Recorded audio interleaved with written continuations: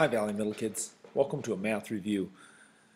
Tonight we're going to be jumping right into the target, which is to make sure that you can nail the last 8 targets in the second part of this chapter 1 test. So no trivia question for tonight. First of all, let's take a look at some of the vocabulary words that we're going to be reviewing tonight as we go through the targets. I'm going to have you pause the video and just take and read through those.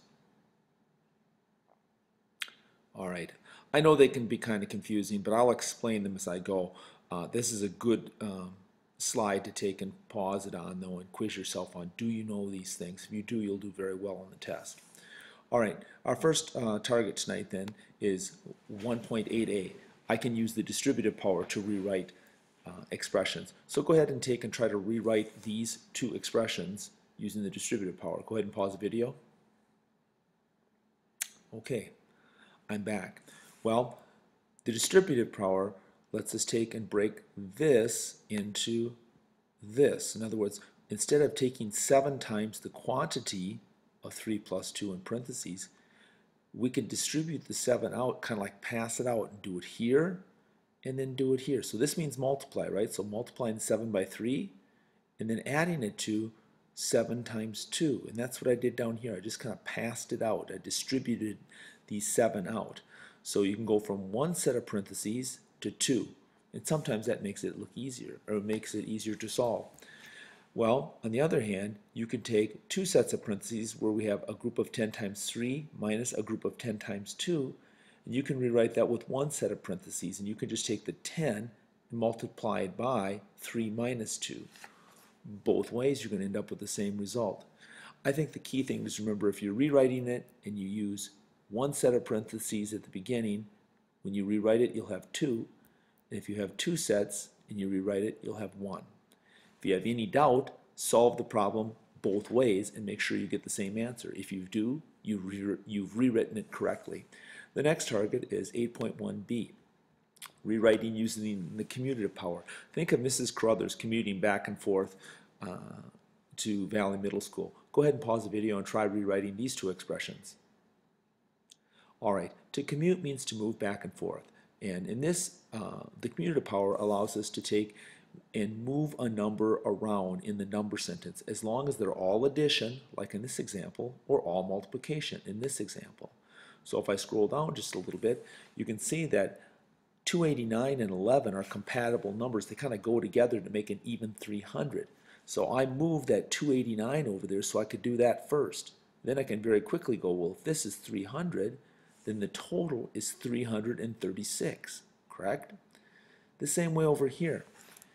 I took in this number sentence, they are all multiplication, so I can move the numbers around. That's what the commutative power lets me do. So I moved I moved the 4 next to the 25 because I know that 25 times 4 is 100. It allows me to quickly find out that this expression is worth 1700. Okay? Let's move on. 8.1c, 1.8c is the associative power. It allows me to group operations as long as in an expression they're all addition or all multiplication, like in these 2 examples. I can put those parentheses wherever I want. I don't have to start where they want me to. So in this expression, it's 11 plus 36, and in this one, it's 17 times 4. Go ahead and try rewriting them by moving the parentheses. Okay, I'm back. I know this is the same example I used in the last slide, but it works just fine. You could regroup that and add these 2 numbers together first, or in this example, multiply these 2 numbers together first. You notice I did not commute the numbers because just when you're using the associative power, it just allows you to move those parentheses, those brackets. All right? So that's the associative power. It allows you to group numbers as long as it's all addition or all multiplication. If there's a mix of symbols or some other symbol in there, division or subtraction, it does not work. All right, the next example. Or the next target, 1.8d, that's evaluating expressions using the powers. It's important to remember on this portion of the test that you do not need to use the expression. You do not need to rewrite using any of the different properties that we've talked about. This should be evaluate using the properties. Sorry. It just gives you the opportunity to do that. All right, so in this one here, as I look at it, we have two expressions here. They're similar to the ones we've done, but a little bit different. Why don't you see if you can evaluate these? Remember, evaluate means figure out. Go ahead. All right, well, in this expression, I see at 15 and 25, I would rather work with those because the 5s are compatible. They add up to a 10, and the 11 and 289. So in this first one here, I took and I commuted. I moved the number over here to make it easier to add this 289 and 11 and 15 and 25. And when I do that, I can very easily see that that's 340. On this other side, I have all multiplication. I don't know what 17 times 4 is, and I don't know what 25 times 17 is. However, I moved the 4 over here because 25 and 4, as I said earlier in the video, are compatible. I know that that's 100. And so I did that first, and I got it 100. And then I took that times 17 because I knew that that would be 1700. And then I multiplied that by 2. So I was able to solve it quickly by using those properties to rewrite it, the associative power, the commutative power. I did not use the distributive power, but here we go. Here's a couple of expressions using the distributive power that you can try using. All right, go ahead and evaluate these and try to use the distributive power. Okay, I'm back. Well, in this one here, I don't know what 5 times 15 is. I know what 5 times 4 is, but I thought, well, what the heck? I can rewrite this as 5 times 15 minus 4, because I know that that's 11. So then now I have 5 times 11, which I can quickly evaluate as 55. Over on the other side, I don't know if I add these two together, I would have to do 8 times 23, and I don't know what that is. However, I do know what 8 times 20 is, and I do know what 8 times 3 is, so I broke it down, I distributed it out, and I was quickly able to evaluate that and find out that that's 184. All right, there's a couple examples there. The next one is 1.10a, domain and range. Go ahead and see if you can identify what the domain of example 1 and 2 are. Go ahead, pause it. All right, now see if you can tell me what the range is for both examples 1 and 2. Well, if you said that over here in the in column, this is the domain, you are correct. So the in, the out, or the x, the in or the x, these are all the domain. The out is the range or the y. So we have in, out, domain, range, x, y. And remember how we talked about those, how we remember it, domain and range, domain and range. Be careful on your test. When I ask you for one of those things, circle the word I'm asking for, draw down, find the range if that's what it is, and circle that. And then draw down and circle wherever your answer is. Make sure that everything matches the range to your range in the answers in the multiple choice test. Okay? All right, moving on.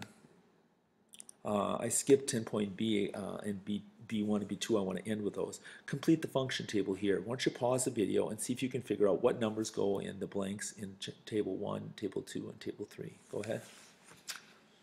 Okay, I'm back. Well, if you take a look at this, we have 50, and looks like it goes to 57 here. So could this be 50? I'm trying to figure this out. I go from 60 to 67, 51 to 58. It does look like it's going to be 50. So if I scroll down, I can find my answer here. It does look like we have a +7 thing going on. So again, you're always trying to figure out what number goes in there, and to do that, you have to really figure out what the equation is, what's the function, what's it doing. So this was a +7, and so I had to subtract 7 from 57 to find the value of that. All right, over here when I look at it, I'm going from 35 to 32. At first glance it looks like it's going down 3. Let me check here, 45 to 42, 70 to 67. Yep, so that's a -3. So here I have 73, so it would have to be 76 over here to complete that table. Okay, and number 3, I'm going to 3 to 21, 5 to 35. It looks like I'm going times 7, so I'm going to put this in. Check a couple other numbers here. 7 times 7 is 49. 4 times 7 is 28. Yeah, so it's definitely times 7, which would mean this would have to be 8. 8 times 7 would be 56. Okay, so we've completed 1.10c, completing the function table, and we've already started to talk about how you have to figure out what the actual, what's going on in that function table to get from the domain to the range or from the x to the y. So now we can get into 10.1b1, a couple of examples there. Why don't you see if you can figure out which is the right equation here for these two function tables. Go ahead and pause it. All right, well, we're going from 3 to 34, 8 to 74. These are pretty big numbers. Let's say that you're totally stumped and you can't figure it out. Well, then you can start going through and looking at the answers. So let's try. We'll pop in 3 into A and see if it works. So if I put 3 in, that'd be 3 times 8, which is 24, and I take away 11. There's no way that that is 34, so I can cross that answer out. B, if I pop the 3 in, it'd be 3 plus 8. That ain't even close to 34, so I can cross that one out. And this one here, if I put the 3 in, 3 times 8, that's 24, not 34, so it can't be this one. Let's try the last one. If I pop the 3 in, 3 times 8 is 24, plus 10 is 34. Let's try it here. If I put the 8 in, 8 times 8 would be 64, plus the 10 would be 74, and so on. So this is our correct answer right here. Working backwards is a good way to solve these. If you can't figure out what's going on within the table, look at the answers, plug in the x values or the input, and see if you can figure out if it works. All right, we'll try it here then too. 6 to 51, again, there's a pretty big spread here, and I don't get it right away, so I'm just going to try the answers. Let's pop 6 in. 6 times 9 is 54, minus 3. That's 51. It looks like that one's correct, but I'm going to go check the rest of them. If I put in here 6 times 9 is 54 plus 2, that'd be too big, that'd be 56. If I pop 6 in to here, 6 times 9 is 54 minus 6. Well, that's not big enough, so that's not it, so I can cross these guys out. And 6 plus 3 here, no way, not even close. All right, so by process of elimination, and solving that problem backwards, I was able to figure that out. So that's a great way of doing it. Over on this side here, these tables here, they were easy enough for me to quickly figure out what was going on in the box, going from the in to the out. But if not, look at the answers and figure it out by process of elimination. Okay, our last target for today is solving word problems. We've already done these problems in class. Why don't you go ahead and pause it and read through them and see if you can figure it out. Okay, well, did you set up an XY table? Hopefully you did. And if you did, you put in a few variables there, and you figured out that you're taking, when you go from X to Y, you're multiplying by 22. So our solution here is Y equals 22X. Remember, draw the table, put in some values, and try to figure out what's going on from 1. How does 1 get to 22? All right, and our last problem, we'll do the same thing here. Won't you go ahead and pause it, read it, and see if you can solve this problem? Remember, in both of these problems, we're not trying to solve the problem. We're really just trying to write this two-variable equation, so go ahead.